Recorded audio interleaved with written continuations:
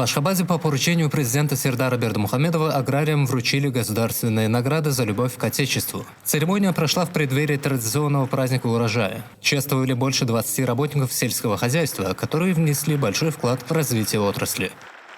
Mening 3 hektar kärende yerim bar. Biz öz agdyr maşgalamyz bilen ýylyň ýylyna paýta ekýär, buğda ekýär.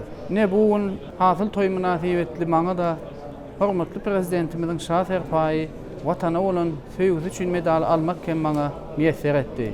Muňa meniň begenjim, bu ýytanjymyň çägi ýok. Öz adymdan hem-de öz maşgalamyň adymdan hormatly prezidentimize köp sag bolsun aýdýarym. Bütün türkmen halkymyzy, gahrman arka dağymyzy, hormatly prezidentimizi hasyl toýu bilen tüýsüregimden gutlaýarym. Goý gahrman arka dağymyzyň, arka dağyl gahrman serdarymyzyň janlary sag bolsun, ömürleri uzak bolsun, ýyl ýurtda güýtli tutýan tutumly işler hemişe rowat bolmagyny tüýsüregimden arzuw edýärim.